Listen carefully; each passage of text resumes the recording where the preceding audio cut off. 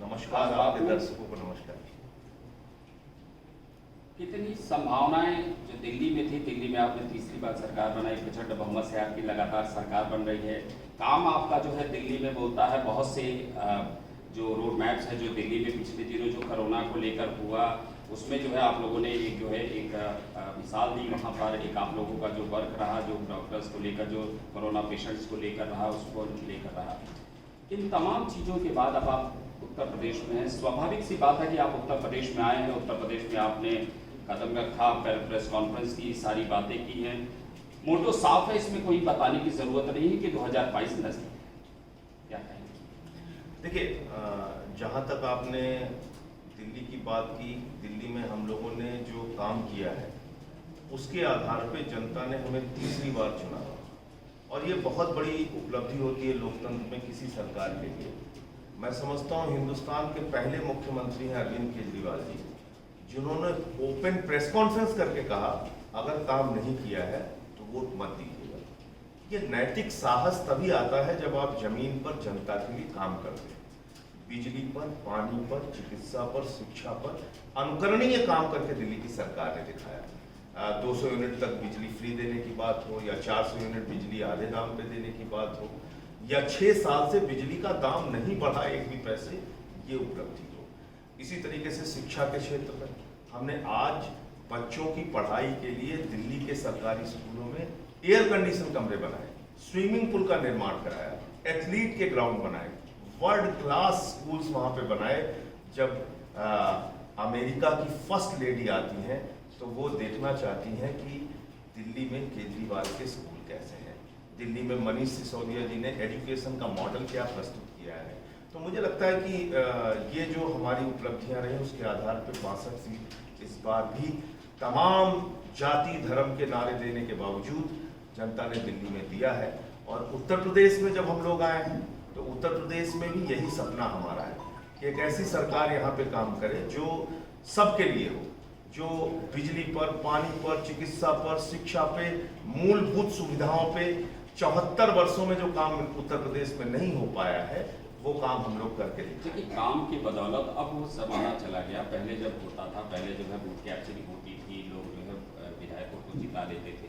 काम की बदौलत है, इसमें कोई संदेह नहीं है। आप तीसरी बार मैंडेट में हैं, इसका मतलब है कि आपने दिल्ली में काम किया है। शिवराज सिंह चौहान ने अगर मध्य प्रदेश में चौथी बार मुख्यमंत्री हैं तो इसका मतलब है कि शिवराज सिंह चौहान ने काम किया है। नरेंद्र मोदी दूसरी बार अगर प्रचंड बहुमत से अगर उन्होंने देश के प्रधानमंत्री बने हैं, इसका मतलब है कि उन्होंने काम किया है। आपकी हम इसलिए बात करें कि जब आपने काम किया है, इसमें कोई संदेह नहीं है। देखिए, हम लोग भी देखते हैं दिल्ली में आपने बिजली, सड़क, पानी बहुत अच्छी की है। एजुकेशन सिस्टम में आपका जो है कोई जोड़ नहीं है। निश्चित तौर पे मनीष सिसोदिया ने जितना काम किया है वो बहुत है, आपकी सरकार ने बहुत अच्छा काम किया। जब आप काम की बदौलत अपना प्रेजेंस दिखाना चाहते हैं तो आखिर क्यों आप उत्तर प्रदेश में आकर सबसे पहले आपने जो है राजनीति सिर्फ जातिवाद पे डाल दिया। आप आते ही सबसे पहले आपने जो है 2 डिवाइड कर दिया, फिर ठाकुर और ब्राह्मण के वर्सेस कर दिया। क्यों नहीं आप ठाकुर वर्सेस दलित किया आपने? क्यों नहीं आप ठाकुर वर्सेस यादव किया आपने? क्यों नहीं आपने अखिलेश यादव के ऊपर निशाना साधा? क्यों नहीं आपने यहाँ पर बताया कि पिछले 1989 नारायण दत्त तिवारी के बाद मुलायम सिंह यादव उत्तर प्रदेश के मुख्यमंत्री बने, तब से उत्तर प्रदेश जो है जातिगत में जाति समीकरणों को लेकर जो है अब उत्तर प्रदेश देखता है। आप आते आते आपने प्रेस कॉन्फ्रेंस की, उसमें आपने उत्तर प्रदेश के मुख्यमंत्री को बताया कि ठाकुरों की सरकार चलाते हैं, ठाकुरों को जो है ज्यादा सम्मान देते हैं। जबकि आप उत्तर प्रदेश में देखिए, प्रमुख सचिव गृह, डीजीपी से लेकर सारे जो सर्वोच्च पद है वो ब्राह्मण के पास है। इसके बाद आपने कहा कि अयोध्या में जो है वो अयोध्या में राष्ट्रपति को नहीं बुलाया गया। बहुत अच्छा सवाल आपने पूछा है, इसको मैं क्लियर करना चाहता हूं आपके दर्शकों को विशेष तौर से। देखिए, दिल्ली का एक सपना, एक मॉडल जो एजुकेशन, हेल्थ में, बिजली में, पानी में हमने किया है काम, वो हम उत्तर प्रदेश के लिए भी चाहते हैं। ये हमारा सपना है। उत्तर प्रदेश में मैं पला हूं, बढ़ा हूं, पैदा हुआ हूं, यहाँ की राजनीति हमने की और सुल्तानपुर की सड़कों से दिल्ली की संसद तक का सफर तय किया। जातिवाद उत्तर प्रदेश की सच्चाई है जिसको आप नकार नहीं सकते। आपको अगर जाति आधार पर मिलने वाली तमाम सरकारी सुविधाओं से वंचित किया जा रहा है अगर जातीय आधार पर आपको मिलने वाले न्याय से वंचित किया जा रहा है, अगर जातीय आधार पर आपको चिकित्सा, शिक्षा, थाने के अंदर न्याय, इन चीजों से अगर वंचित किया जा रहा है और हिंसा आपके खिलाफ जातीय आधार पर हो रही है, तो इस सच्चाई को आपको सरकार के सामने रखना पड़ेगा। इस सच्चाई को आपको जनता के सामने रखना पड़ेगा। और मैं आपको बता दूं अनुराग जी, बहुत विनम्रता पूर्वक बताना चाहता हूं कि उत्तर प्रदेश के अंदर ये कोई पहली बार नहीं हुआ है। आप हमारे पुरखों की कुर्बानी याद कीजिए। समाजवादी नेता हुए राजनारायण जी भूमिहार जाति से थे। उन्होंने दलितों को लेकर मंदिर प्रवेश किया, लाठियों से उनके शरीर तोड़ दिए गए। याद कर लीजिए, समाजवादी नेता जनेश्वर मिश्रा जी, जाति तोड़ो आंदोलन चलाया उन्होंने। मोहन सिंह जी क्षत्रियों के नेता थे, जाति तोड़ो आंदोलन में उन्होंने हिस्सा लिया, सहभोज के कार्यक्रम चलाए। उत्तर प्रदेश के अंदर ऐसे तमाम समाजवादी नेताओं ने अपना सब कुछ न्यौछावर किया है समाज के अंदर जातिवाद खत्म करने के लिए। और जिसको हम बापू कहते हैं, राष्ट्रपिता महात्मा गांधी ने इस बात को खुलकर कहा कि जब तक समाज में जातीय भेदभाव रहेगा तब तक हिंदुस्तान तरक्की नहीं कर सकता, तब तक हमें असली आजादी हासिल नहीं हो सकती। बापू ने कहा कि भाई अंतरजातीय विवाह को बढ़ावा देना चाहिए। ऐसे तमाम वो तरीके जिससे जातिवाद समाज में, ये एक अभिशाप है। अगर 74 साल की आजादी के बाद बहराइच के अंदर एक दलित युवक को घोड़ी पर बैठ के शादी नहीं करने दिया जा रहा है, तो आप मुझे बताइए जातिवाद मुद्दा है कि नहीं? अगर दलित युवक को थाने में बुला के लालगंज के अंदर एक रिक्शा चलाने वाले युवक को थानेदार पीट पीट के मार डालता है, आप बताइए मुद्दा है कि नहीं है? अगर खुशी दुबे को जबरन जेल में रख के सड़ाया जाता है, प्रभात मिश्रा जो 12वीं में पढ़ने वाला बच्चा है उसका इनकाउंटर हो जाता है, आप बताइए जातिवाद मुद्दा है कि नहीं है? और अगर मैं ये सच्चाई सामने रख रहा हूं तो ये आप कहते हैं कि साहब आप जातिवादी हैं। अरे जातिवादी वो व्यक्ति होता है जो अपने जाति के पक्ष में बोलता है और दूसरी जाति के खिलाफ बोलता है। मैंने उल्टा काम किया। मैंने अपने जाति के नेताओं से कहा, कृपा करके जातिवाद मत कीजिए, हाथ जोड़ रहा हूं, जातिवाद मत कीजिए। आपसे निवेदन है, जातिवाद मत कीजिए, 100% जनता के लिए काम कीजिए। उत्तर प्रदेश के दलितों, पिछड़ों, शोषितों, ब्राह्मणों, सबके लिए काम कीजिए, ये अनुरोध कर रहा हूं। इसमें कौन सा जातिवाद है? जातिवाद आपने नहीं कहा, लेकिन जातिवाद का आपने क्या? जातिवाद अगर आपने कहा ठाकुर ब्राह्मण की राजनीति कर, ब्राह्मण की आपने बात की, तो उत्तर प्रदेश में ब्राह्मणों की इतनी दलितों की बात, अरे आपने कहा कि विकास यादव को आप मुझे बताइए, वो ब्राह्मण था, लेकिन उसका एक अपराधी का कोई, हमने तो प्रभात मिश्रा का मुद्दा उठाया, हमने तो खुशी दुबे का मुद्दा उठाया। आप मुझे एक जरा बताइए, हमने तो जो 2 कुल्हाड़ी से काट दिए गए प्रतापगढ़ में ब्राह्मण, उनका मुद्दा उठाया। हमने तो 4 लोगों का जो गला काट दिया गया प्रयागराज में, उसका मुद्दा उठाया। हमने तो राजेश्वर पांडे जो गोरखपुर में वकील मार दिया गया, उनका मुद्दा उठाया। आपने सारे ब्राह्मणों का मुद्दा क्या? अरे हमारे दलितों के मुद्दे पर हमारे कार्यकर्ताओं को लाठीचार्ज हुआ। कि अपराधी यादव अपराधी है। मैं बोल लूं, अब आपकी बात बिल्कुल सही है, मैं बोल लूं आपकी बात। दलितों के मुद्दे पर पूरे प्रदेश में हमारी पार्टी ने कल आंदोलन किया, 70 जिलों में प्रदर्शन हुआ। हमारे कार्यकर्ताओं को बर्बरतापूर्वक पीटा गया इसी लखनऊ की सड़कों पे। हम दलितों का, पिछड़ों का, ब्राह्मणों का, सबका मुद्दा उठा रहे हैं। पिछले दिनों हमारे पास ओम प्रकाश राजभर जी आए थे मिलने के लिए। आपने अखिलेश यादव और मायावती जी की बात की। आप मुझे एक बात बताइए, ये चीज किसी भी जाति के लिए अच्छी नहीं होती। मैं आज आपके चैनल पे पहली बार इस बात को कह रहा हूं और मैं सबसे अपील कर रहा हूं हाथ जोड़ के कि अपने घर में कहीं भी बुराई दिखे उसके लिए सबसे पहले बोलो।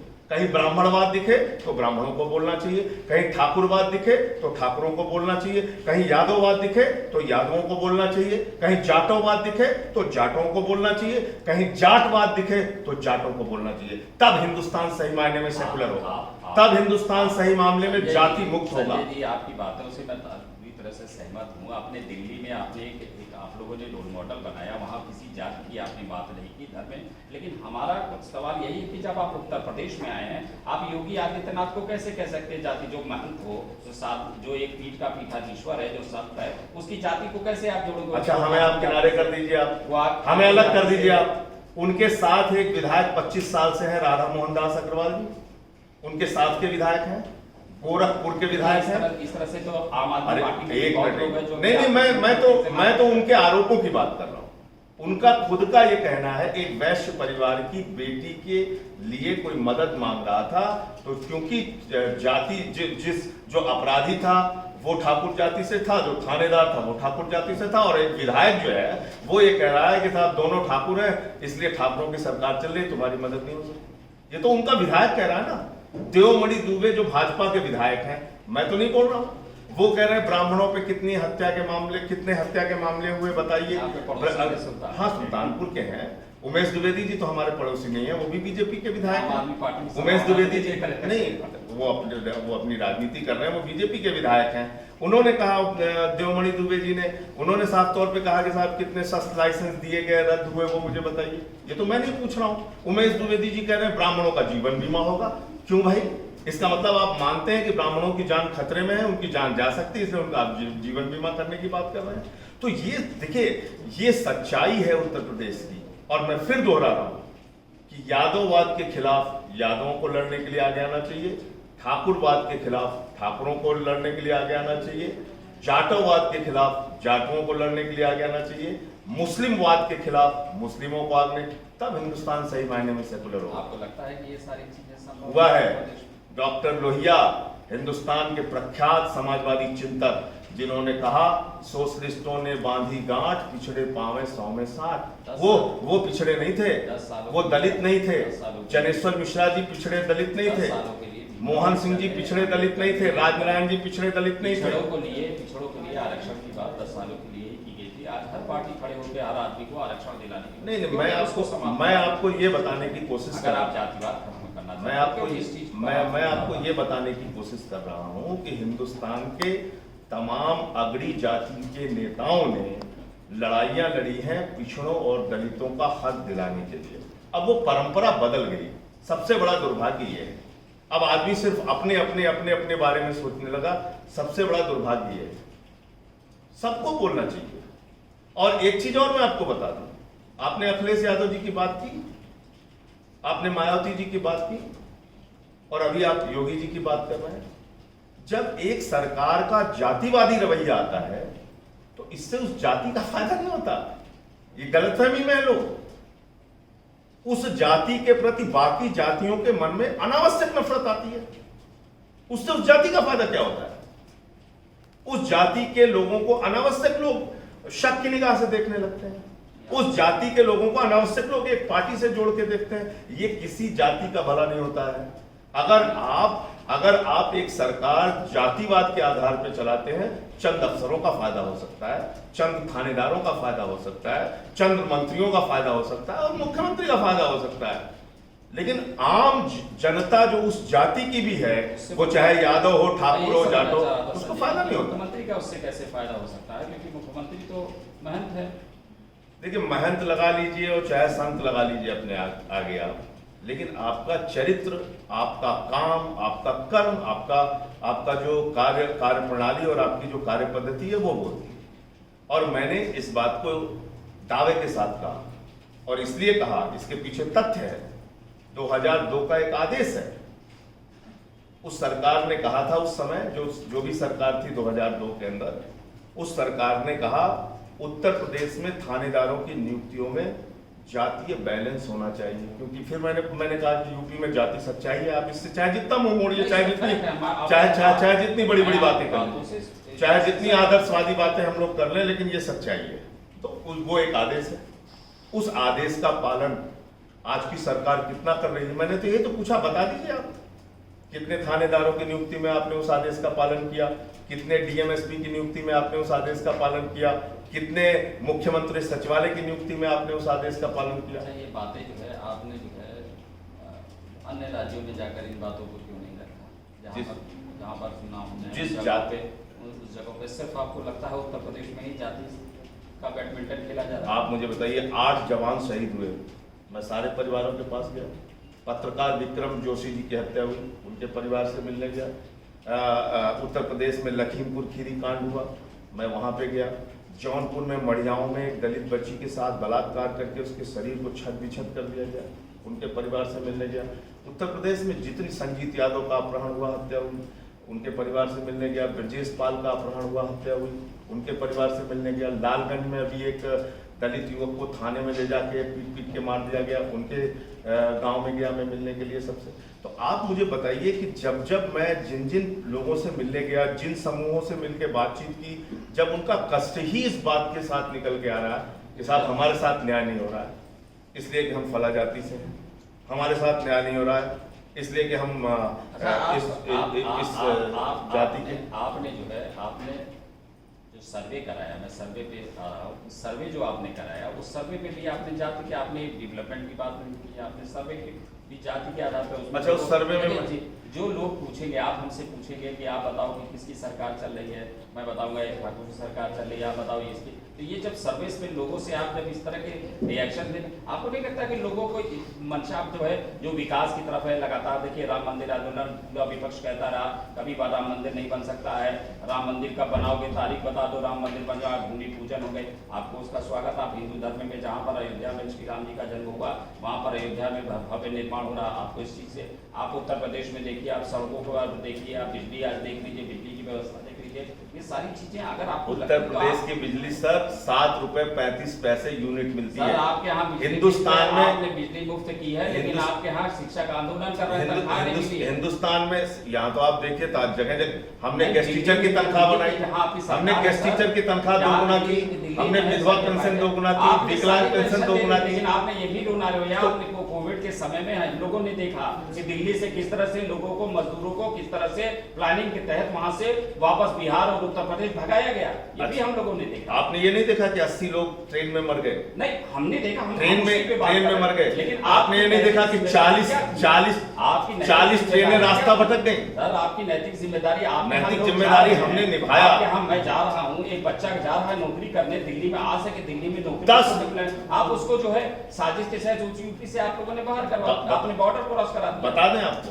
पूरी बात, बता दें पूरी बात, इसको सुन तो लीजिए। हाँ, बहुत अच्छी बात, आपने सवाल अच्छा पूछा। आपने एक भी आदमी आज तक उत्तर प्रदेश का हो, बिहार का हो, राजनीति करने के लिए चाहे जितने आरोप लगाए जाए, एक भी आदमी ने नहीं कहा कि हमारे साथ किसी भी प्रकार का दुर्व्यवहार दिल्ली में किया गया। मैं जिम्मेदारी से कर रहा हूं, मेरी बात सुन लीजिए, मेरी बात पूरी हो जाने दीजिए। दिल्ली की केजरीवाल जी की सरकार ने 5-5 हजार रुपए मजदूरों के खाते में, 5-5 हजार रुपए ऑटो वालों के खाते में, 10 लाख लोगों की रसोई परमानेंट 3 महीने तक दोनों वक्त की चलाने का था।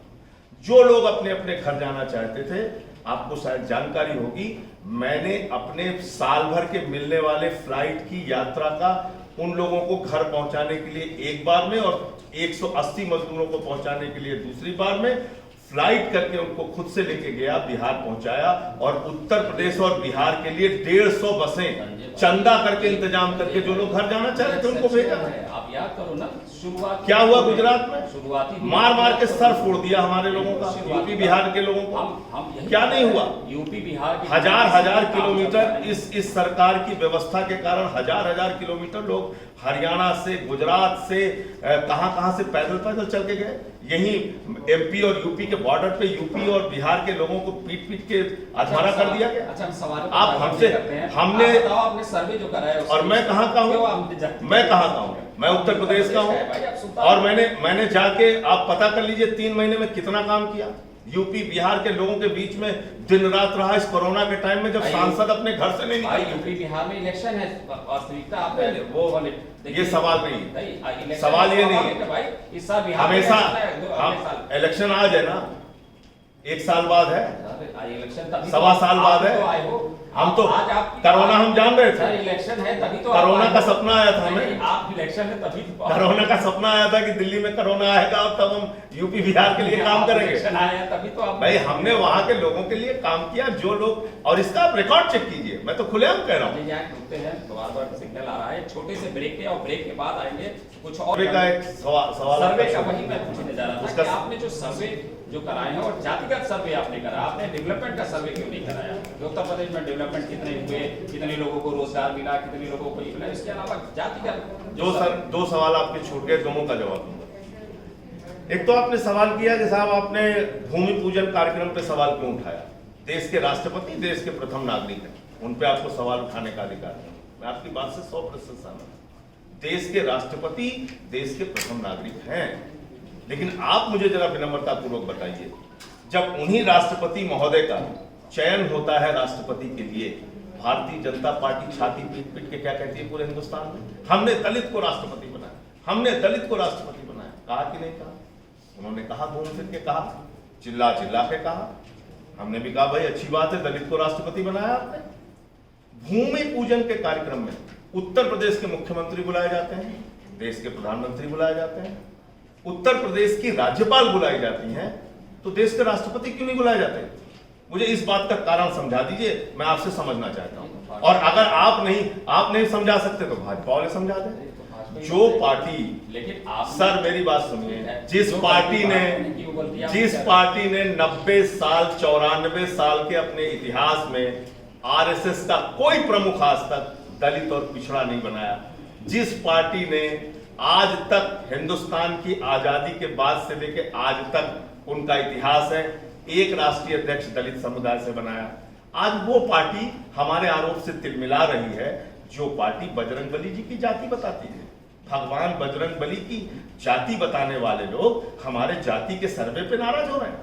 जिन लोगों ने पूरे इलेक्शन में शाहीन बाग के नाम पे आग लगाई, वो हमारे जाति के बयान पे नाराज हो रहे हैं। जिन लोगों ने हमारे मुख्यमंत्री को आतंकवादी तक कहा और कहा कि हिंदुस्तान और पाकिस्तान का मैच हो रहा है, वो हमारे जाति के सर्वे पे नाराज हो रहे हैं। जिन लोगों ने कहा, सुन लीजिए सर, जिन लोगों ने शाहीन बाग को मुद्दा बनाया, जिन लोगों ने कहा कि जो लोग मोदी जी को वोट नहीं देंगे, बीजेपी को वोट नहीं देंगे, उनको पाकिस्तान चले जाना चाहिए, वो हमारे सर्वे पे नाराज हो रहे हैं। अरे तुम्हारा सच दिखाने के लिए हम ये सर्वे कर रहे हैं, तुम्हारा चेहरा दिखाने के लिए हम ये सर्वे कर रहे हैं कि ये है असलियत। और आज 63% लोग उत्तर प्रदेश के वही मानते हैं कि उत्तर प्रदेश में जाति विशेष की सरकार चल रही है। हमारे सर्वे से निकल के आया है।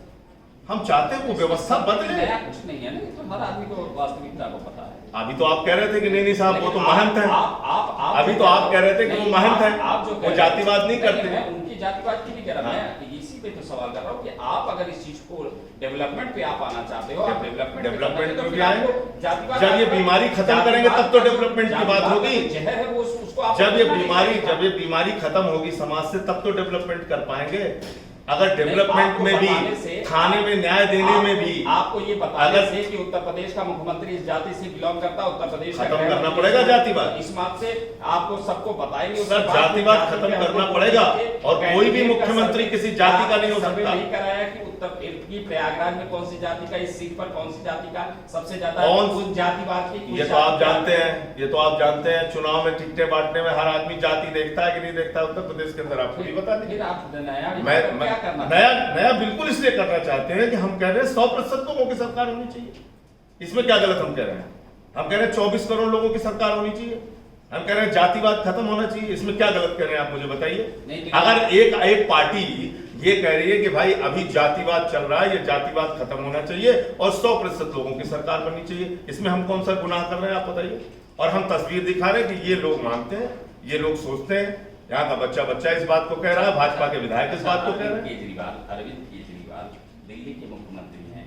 आम आदमी पार्टी अगर उत्तर प्रदेश में यहाँ पर चुनाव जीतती है तो मुख्यमंत्री कौन बनेगा? संजय सिंह बनेंगे। देखिए ऐसा है, अभी आपने बहुत दूर की, बहुत आगे की बात नहीं है, दूर नहीं है, बहुत आगे की और बहुत दूर की बात। पहली बार में आप लोगों ने मैं दिल्ली में बिल्कुल ठोक दिया था। मैं कह रहा हूँ कि आपने बहुत दूर की बात कर दी। मैं तो सिर्फ ये कह रहा हूँ कि जो बुनियादी मुद्दे हैं वो मुद्दे यहाँ पे चिन्हित करने पड़ेंगे। और बुनियादी मुद्दे आपने सड़कों के कहे, सर यहाँ सड़कों की हालत, आप पूर्वांचल चलिए, पूरी हालत गड्ढे। मैंने 250 किलोमीटर पद यात्रा की, डेली बाढ़ में ठीक है, यहाँ बाढ़ में डेली जो है लखनऊ में नहीं डूबते, लखनऊ में नहीं डूबते हैं। गाजियाबाद में एक मरी हुई लाश निकाली गई फ्लाईओवर के नीचे से, आपने वो दृश्य शायद नहीं देखा। तो इसलिए मैं आपसे कह रहा हूँ, हम दिल्ली का भी, चूंकि आप दिल्ली से, मैं इनकार नहीं कर रहा हूँ, मैं इनकार नहीं कर रहा हूँ, लेकिन आज दिल्ली का मॉडल पूरे देश में स्वीकार किया जा रहा है। कोरोना की बात आपने कही, देश के प्रधानमंत्री ने कहा दिल्ली का मॉडल पूरे देश को अपनाना चाहिए। सही है, उसमें हमें कोई नहीं, कोई पार्टी तो नहीं। तो आपने पहले ही हमने कहा, आप बताइए 74 साल की व्यवस्था को जो दिल्ली मकड़ी का के है- जाल के स्कूल को अगर हमने देखिए, अगर- मकड़ी के जाल के स्कूल को अगर हमने एयर कंडीशन कमरे में बदला, तो आप ये हमारी 5 साल 6 साल में हम उपलब्धि आपकी मानेंगे सराहना ना। कर रहे हैं, हम दिल्ली का एजुकेशन सिस्टम और दिल्ली का स्वास्थ्य भी, अगर हमने हम फ्लाईओवर दोनों के की सराहना निर्माण करते में हैं। 5 फ्लाईओवर के निर्माण में लेकिन 150 हम- करोड़ बचाया, तो आप लेकिन आप बिल्कुल हमारी ईमानदारी की हम सराहना सराहना करेंगे नहीं हम करेंगे? आपकी चीजों की सराहना कर रहे हैं, लेकिन इधर हम ये भी कर रहे हैं कि वहाँ तमाम लोग ऐसे हैं यहाँ जिनको- जातिवाद सच्चाई है, आप इसको स्वीकार अच्छा, कीजिए। आप FIR भी तो कर दीजिए, आप FIR करने दीजिए, योगी जी की कृपा है, क्या कर सकते हैं आप। अभी आप कह रहे थे महंत है, तो महंत है वो छोटी छोटी बात से नाराज हो जाते हैं। नाराज भाई 10-10 FIR करा दी मेरे खिलाफ, जात बताएगी, मेरी मेरा कार्यालय बंद करा दिया, मेरे 10-10 FIR करा दी, मेरा पार्टी का दफ्तर बंद करा दिया। आप बताइए ये कोई करता है? किसी राजनीतिक पार्टी का दफ्तर आपने बंद करा दिया, 10-10 FIR आपने कर दी। किराया नहीं दिया।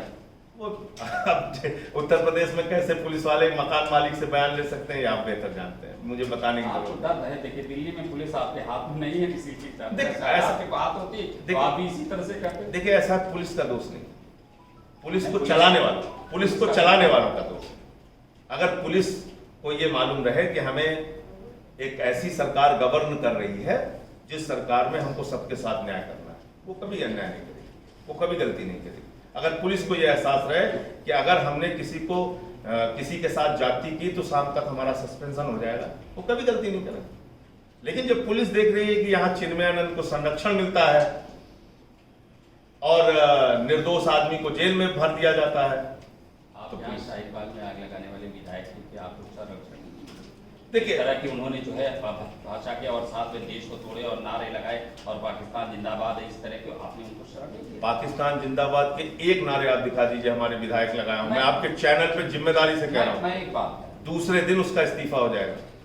मैं आपके चैनल पे पूरी नहीं, आपने जिम्मेदारी क्या- से, देखिए दुष्प्रचार का कोई अंत नहीं है, और भारतीय जनता पार्टी से बढ़िया ऑर्गेनाइज्ड अफवाह कंपनी पूरे हिंदुस्तान नहीं दुनिया में आपको नहीं मिलेगी। मैं कह रहा हूँ आपको, प्रचंड बहुमत से 3 घंटे में भगवान गणेश जी को दूध पिला दिया था पूरी दुनिया में। कह सकते हो ऐसे लोग हैं ये, 120 करोड़ जनता, ऐसे लोग हैं। 60 करोड़ जनता ने वोट देकर जिताया। मैं कह तो रहा कैसे आप कह हूँ, सकते हो? सच्चाई आने 23% जीडीपी चली गई ना देश के नीचे।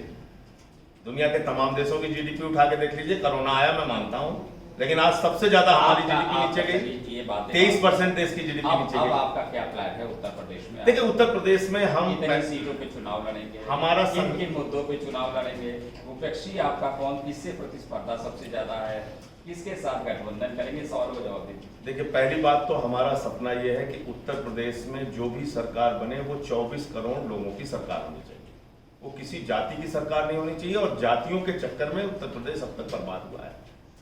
कोई आता है किसी जाति की सरकार, कोई आता है किसी जाति की सरकार, ये धंधा खत्म होना चाहिए, पहली बात। आप सर्वे दूसरी- कराएंगे कि किसको मुख्यमंत्री बनना चाहिए?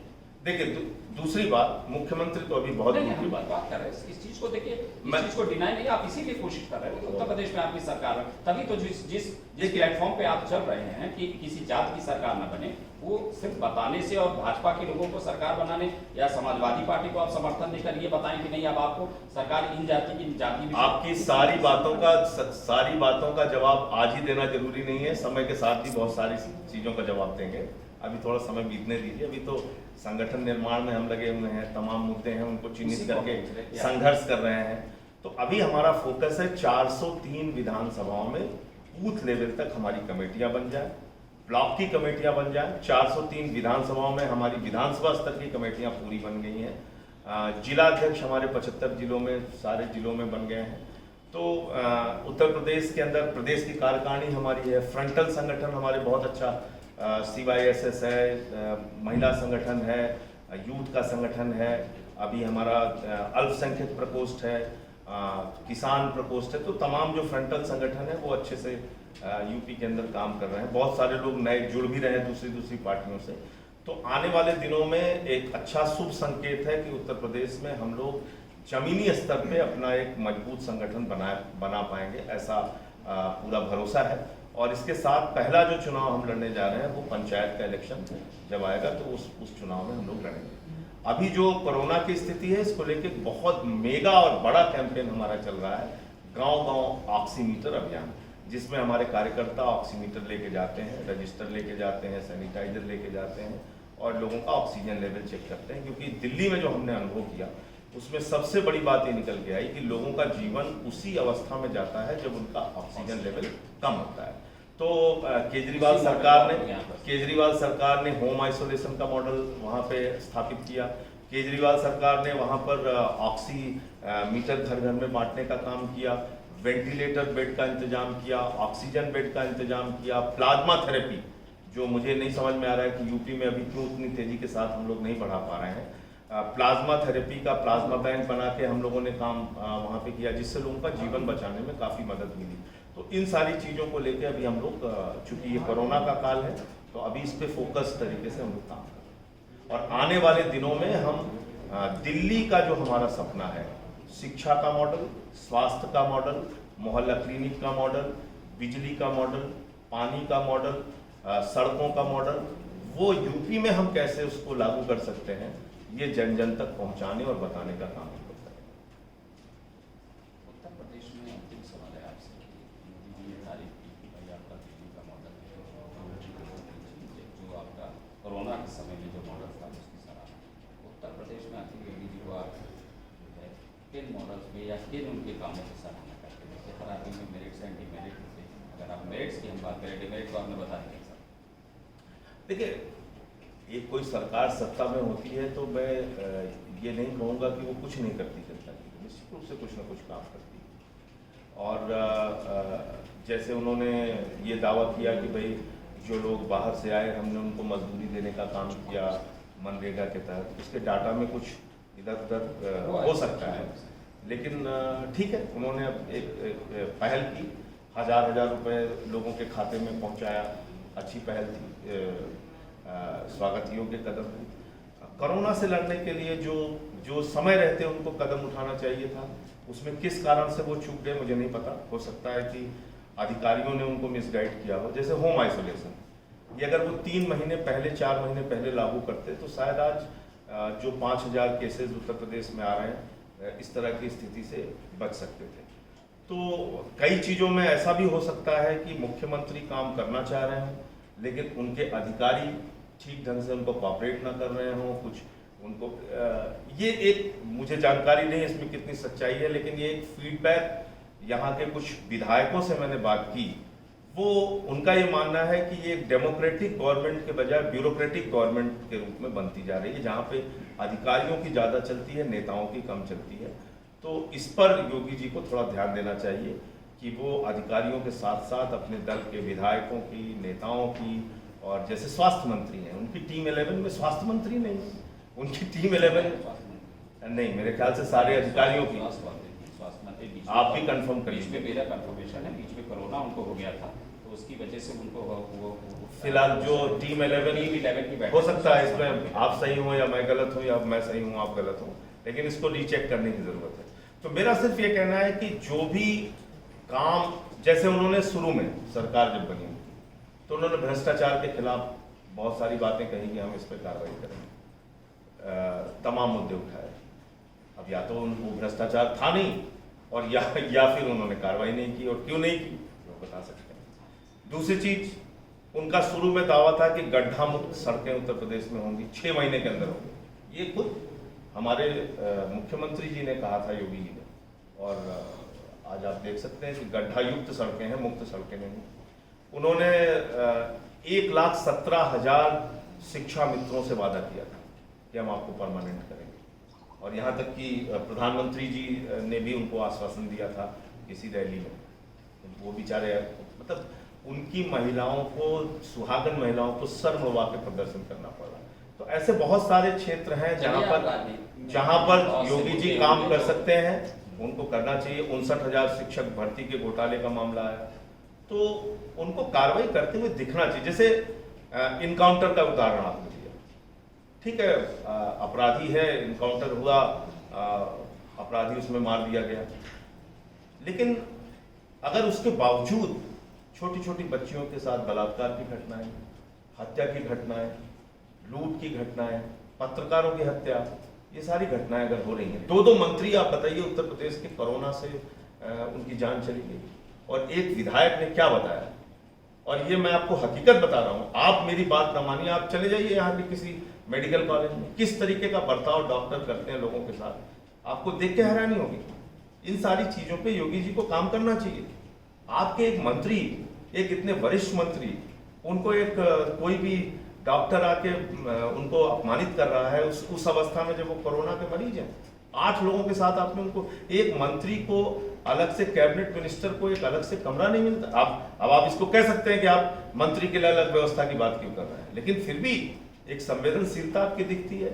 आपको पता चलता है कि भाई सरकार कम से कम अपने मंत्री के लिए क्या इलाज की व्यवस्था कर पा रही है, और अगर उनके लिए नहीं कर पा रही तो आम आदमी के लिए क्या करेगी। सतीश महाना जी अभी वो बेचारे वेदांता चले गए, एडमिट हुए।